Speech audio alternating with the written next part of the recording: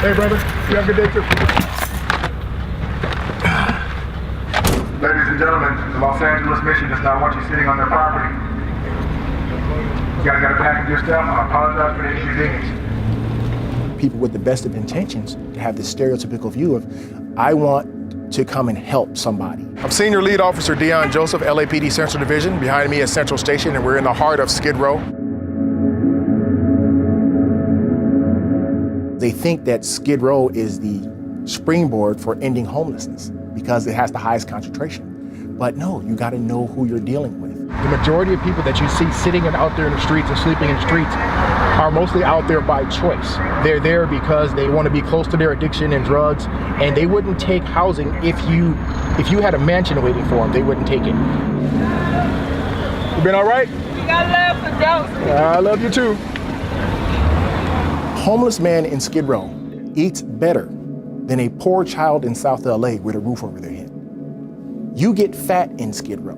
Feed them in the streets. You meet their needs in the street. There's no incentive for them to go into the mission and take a shower. Because you got to understand what they do with the belongings that you give out of your heart. They're going to take it. When you drive off, the halos are going to come off and they're going to fight over it for the best item they can use to make $1, $2 to buy crack cocaine. The food, because the missions between them serve 8,000 to 9,000 meals a day in Skid Row. There are not even 9,000 people in the streets of Skid Row, okay? When you do that, they're going to eat what they want and throw it in the street. And that opens the people who are in the street at night to rats, to vermin, to disease. The clothing that's not wanted gets left on the sidewalk and turned into bedding. I know that wasn't your intention, but that's what's happening.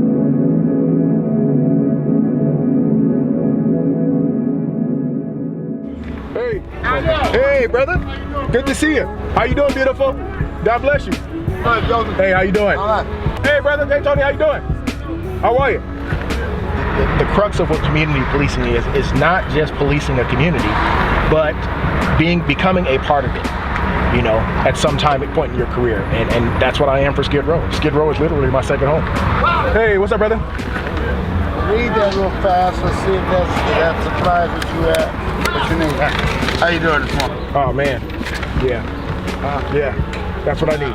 You got to know who you're dealing with in order to help them. And once you realize that they're here because of addiction, you'll try to think of a better way to help them. Okay, it's either pour the beer out or I give you a ticket. I'm trying to give you a chance. All right, I'll pour it out. Go ahead.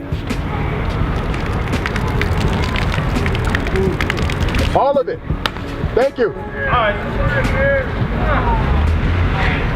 Sadly, in Skid Row, we have a lot of the population who suffers from mental illness. And there are varied degrees of mental illness. There are a lot of people here who, in my opinion, should be in some kind of hospice care, getting all the help they need to reacclimate them into society. But sadly, our system today, their only solution is to sprinkle pills on them and kick them out in the name of civil liberties.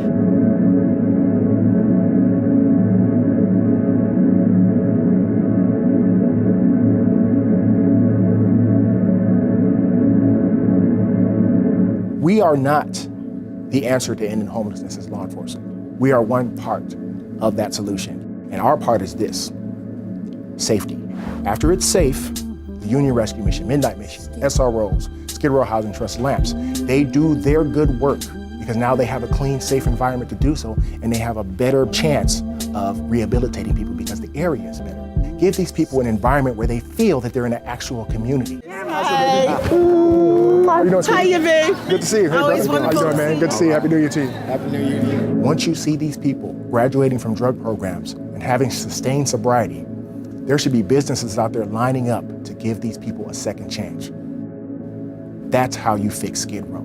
That's how you erase it from the map, not through handcuffs. I didn't go, oh, you're a drug addict. Oh, you're a prostitute. I'm not going to take this report for you. That was never my mentality. My parents taught me to be fair to all, and it was easy for me to make that transition. And after helping a few people and having people come back to me, sometimes a couple months, sometimes years later, and saying, thank you for what you did, I was inspired to stay and try to change this place. I don't want to leave it the same way as I found it by the time I'm done here. And that's a whole lot of officers that work here, not just me. And that's why I love this division. We can all leave. It's easy. They don't have to hold us here, but we're here because we do have a mission.